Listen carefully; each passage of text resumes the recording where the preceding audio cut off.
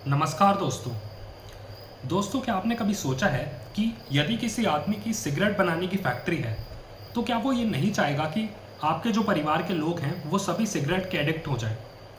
क्या अगर किसी की हथियार बनाने की कंपनी है, मिसाइल्स बनाने की, ड्रोन्स बनाने की, एयरक्राफ्ट या फिर ये जो नेवल शिप्स होती हैं, इस टाइप की चीज़ बनाने की जो फैक्ट्री है उनकी, तो क्या वो नहीं चाहेंगे कि वॉर्स दुनिया में चलती रहें ताकि उनके धंधा बढ़ता रहे? जो फार्मेसी कंपनीज़ हैं, क्या वो ये नहीं चाहेंगे कि आपको डायबिटीज़ हो, आप उसके 10 साल तक परमानेंट पेशेंट बने रहें? क्योंकि उनका बिजनेस तो ग्रो करेगा इससे। कुल मिला के दोस्तों, मैं किस बात पे संकेत दे रहा हूँ कि कॉरपोरेट से एथिक्स की अपेक्षा रखना हमारी बहुत बड़ी बेवकूफ़ी है। इस वीडियो में मैं इसी चीज़ को सामने लाना चाहता हूँ कि कैसे कॉरपोरेट्स आपको और मुझे बेवकूफ़ बनाती हैं। कुछ साल पहले आपने देखा होगा कि ड्रीम 11 नाम का कोई ऐप आया था। बेसिकली वो जुआ खेलने का एक ऐप था जिसको क्रिकेटिंग के फॉर्म में लाया गया था और बहुत बड़े बड़े सेलिब्रिटीज़ उसको प्रमोट कर रहे थे। एक जुआ वाले ऐप को, जिसको पता है जिसमें किसी का पैसा नहीं बनता है उसमें। इसी टाइप से आप देखेंगे कुछ बड़े बड़े सेलिब्रिटीज़ पान मसाले की ऐड कर रहे हैं। कोई दारू की कंपनी है तो उसको सोडा वाली कंपनी दिखाकर ऐड करी जा रही है। समझ गए होंगे। तो कुल मिला के ये जो कॉरपोरेशंस हैं, ये आपका और मेरा भला कभी भी नहीं चाहती है। इस बात को ध्यान में रखिएगा। दुनिया के हर देश में ये जो कॉरपोरेशंस हैं, ये कितनी ज़्यादा फंडिंग पॉलिटिकल पार्टीज़ को करती हैं, लीगली और इलीगली। उनको कितने फ़ायदे दिए जाते हैं सरकारों द्वारा। इनको कौड़ी कौड़ी के भाव में ज़मीनें दी जाती हैं। कुछ समय तक टैक्सेशन पॉलिसी इनके अकॉर्डिंग एडजस्ट करी जाती है, फॉर एग्जाम्पल। और ये लोग वाइट वॉश अपनी इमेज कैसे करते हैं, इस बात को भी समझिए। हम लोग का बहुत ज़्यादा टाटास को इंडिया में बहुत बहुत वो माना जाता है कि भाई कोई कॉरपोरेट हो तो इनके जैसा हो, इन जैसा देशभक्त कोई नहीं है। नो डाउट उन्होंने काफ़ी अच्छे काम भी करे हैं, उस बात में मना नहीं कर रहा। बट अक्सर ये जो कैंपेन्स चलाए जाते हैं अपनी इमेज को वाइट वॉश करने के लिए, ये आपको धोखा देने के लिए होते हैं। क्या आपको पता है टाटा स्टील का जो स्टील है और जो चाइना में जो स्टील बनता है, जो टाटा कंपनी का स्टील है वो उससे बहुत ही महंगा प्रोड्यूस होता है, लेकिन हमें वही स्टील टाटा स्टील वाला खरीदना पड़ता है। क्यों? क्योंकि हमारी जो सरकार है उसने चाइना से आने वाले स्टील पे, जो कि सस्ता है, उस पर टैरिफ लगा रखा है।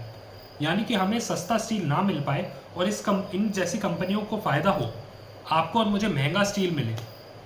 इस प्रकार से ये जो ऑटोमोबाइल सेक्टर है, जो महिंद्रा और हुंडई जो इधर प्रोड्यूस कर रहे हैं, उनको लिए गवर्नमेंट इंसेंटिव देती है ताकि सस्ती गाड़ियाँ एकदम बाहर से ना आ जाएं।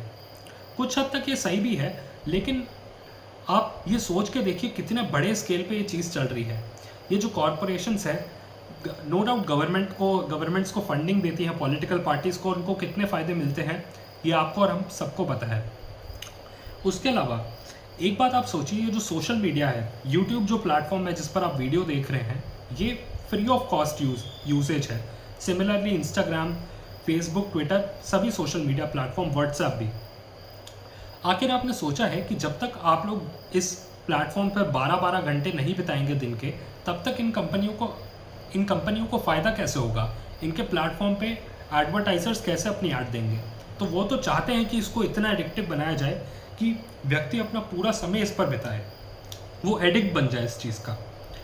कुल मिला के दोस्तों, कॉरपोरेट्स के चंगुल से बचिए। ये जो फेक ब्रांडिंग ये लोग क्रिएट करवा देते हैं कि भाई 50,000 का फ़ोन उसको 1.5 लाख में बेचेंगे, क्योंकि वो स्टेटस सिंबल बना के उसको बेचेंगे। कोई फटी हुई जीन्स किसी सेलिब्रिटी को पहना देंगे और वो फटी हुई जीन्स पहनने का ट्रेंड पूरे यूथ में कॉपी हो जाएगा।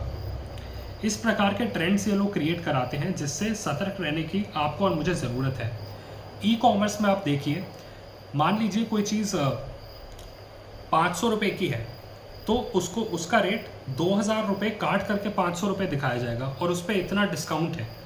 एक्चुअली वो 500 की डायरेक्ट बेचता है, लेकिन जस्ट कि आपको फूल करने के लिए कि भाई ये चीज़ देखो कितनी सस्ती मिल रही है। इस प्रकार से आपकी साइकोलॉजी के साथ खेलते हैं। कोई 100 रुपये की चीज़ को 99 करके लिखेंगे ये लोग, क्योंकि साइकोलॉजी आपको लगेगा कि भाई ये सस्ता है, मेरी परचेजिंग पावर में है।